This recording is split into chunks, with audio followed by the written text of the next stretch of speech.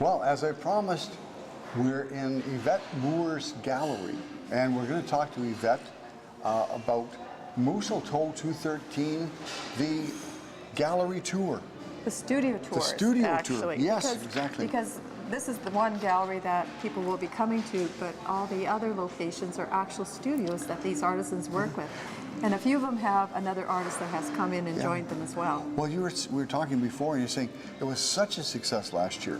Beautiful weather, and people got in their cars and drove around to different studios. It was a wonderful experience. They actually, the artisans said it was amazing to see the traffic that came in and actually saw where they work. You know, some pieces that they were just starting with, and some pieces at the finishing, stage of their work. So I think it's a good education system also for people to understand what all goes behind these creations that because Greg and I were talking before about the finiteness of your detail in your artwork, and it's just amazing. And we're so happy to have you in here and be able to say, we know Yvette Moore. You're being so kind. Yeah, but it's so true. We have such wonderful artists here. Oh, we're so lucky. And your artwork it's world renowned. It's not just Moose Jaw or Saskatchewan or Canada. It's known around the world, and people say, yeah.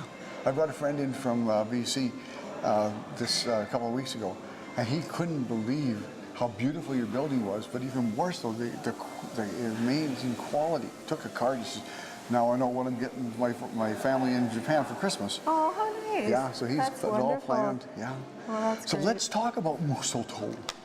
Well, actually, what it is, it's a group of about 11 artisans that have gotten together and tied it into Christmas in October. So it's that same weekend where Christmas in October begins on October the 24th. Yeah. But this event is on the Saturday where most of the traffic comes in from all over. October the 26th, and it runs From 10 a.m. to 5 p.m. So what you can do is you can pick up one of these wonderful little Maps. maps that tell you on the back where places are, Right. and where the studios are, but it also tells you what kind of work you can find there. And so they can come here, Yes. obviously, and see some of the work. They can see, actually, you've got a display up of all the people's work, and you also are an outlet for some of these people's... For the majority of them we are, yes. And and I am so lucky.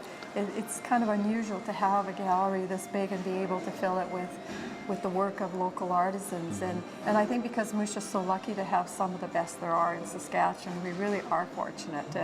And it's, the group is a small group of many that there are here that we still don't represent. But, we've started with a few and to see how that goes, and it's working out well.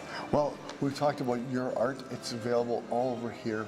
And they come and see it here, and it's beautiful. And so we're not going to belabor that point. But let's go to other places. So we've got artist studio Wendy Parsons and Zach Dietrich, which is out on the highway. In the little church. In the little, and it has pottery on the roof. It does. And it's on the Trans-Canada Highway, and access to it, get in there. And Zach and Wendy are amazing craftspeople because they keep changing and evolving with different techniques too. They don't just stay at one thing. They maintain things, but they'll also experiment into new areas. But the thing is this is what they've done their whole life. They've been, potters, and I think that says a lot for their work to be able to survive on their own creations all this time. It means they're very, very good to be able to do that. Yeah, and their work is and they're wonderful people. Well, they are. And the really neat thing that I find, like even going out there, or even when each of the artisans bring us boxes of their work, we never know what we're getting. Yeah. So to me, it's like Christmas every time. We're like, oh my gosh, we just ooh and ah about every piece that comes in, because there's never a piece the same. The imagination, the creation, just the abilities that they put with their the skills that they have is second to none anywhere. Sue Hunchuk, she used to be involved with Shaw TV at one point. Oh yes, that's right. And so we've watched her evolve as an artist, and she does wonderful work with molded glass. Is that what you call it? Yes. And it is quite unique because we've got other glass artisans in here, but her technique is quite, her own. And some of how she pieces of glasses together and then fuses them, and what they come out, like she says, a lot of times she doesn't even know what she's going to get out of when she fires them.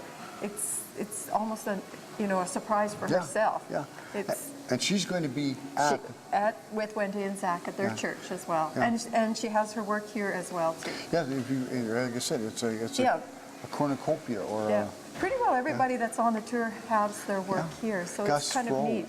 Gus Froese. Gus Froese he's an icon of Moose Jaw when it comes to being an artist here. He's been here, well, I think he's been here since day one, has he not?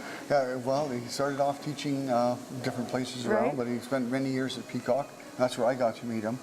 And he was an artist. He quit teaching as soon as he could, and he's been retired for like 30 years now. And just his artwork. How old does that make him? He's over 80. He's doing good. Yeah. You would never... Go ahead. No, you would never guess it. He was just here this morning, and I know he's up there, he's in his 80s or so. I'm like, he's doing an amazing job with it. And his studio's in the Hammond building. That's right. And he maintains that, even though he's retired and lives, in a senior's place. He says, I have to keep that place because it gets me a place to go and things to do, and keeps him active and alive. Well, gives him a purpose. Yeah. And I think that's what's so important to a lot of these artists. And when you go there, you can actually see a picture of Gus Froese and the Ice Cubes, his rock band from the 1950s. Oh, I didn't know about that one. Oh, yeah. There's a picture of it in the studio. I'll have to check that one out. Yeah. We've got Claude Morin. And art ancestral ceramics. He's a ceramics guy. I don't know. That's what he calls it. It's a different form of a pottery creation. Yeah. And he has a different technique in his glazes, and I know he just got a new kiln, and it was funny, he says, until you start to understand your kilns, that's the only time you know what you're going to get out of it. Yeah. And so some of the pieces he was bringing in were just so different. And things that he used to make in his own kiln, he can't make in the new kiln anymore. So, this is just a learning process for all of us to understand how these artisans that use a different medium, how they produce what they bring or what they create. Yeah. Now, the next one is a double header, because we have Brenda and Grant McLaughlin at M&F Glass. Now, M&M Glass, you say, where's that? It's on the end, the south end of 4th Avenue Bridge. There's M&M Coiffures, a hair design place. And right beside it is where Brenda does her studio in glass. Studio. She does stained glass and beautiful work. And beautiful creations. Every time she brings, some of the pieces that she just, creates with some of the metals and everything, just outstanding. And the thing is, we hear the comments from, like you said, even your friend that just came to visit. I travel quite a bit, and I've not seen these type of works or creations anywhere else. So that's why I say Wish is very fortunate to have the caliber of artists that we have here. And she's letting husband Grant display some of his. People know that Grant is, of course, a mural painter along with Gus. But he does caricatures that are like, if you have a Grant McLaughlin caricature of yourself or of someone he'll create them.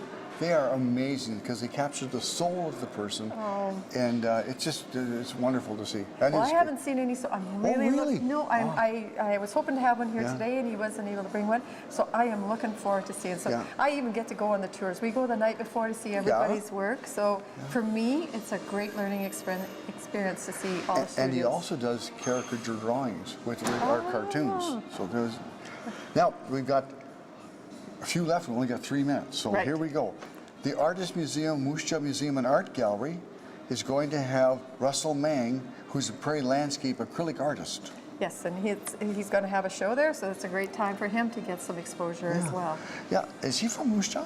Yes, he is. Okay, because I don't recognize I think he's just he's new to the scene, sort of, and I think he's not a full-time artisan, so this is a good way for him to break out into.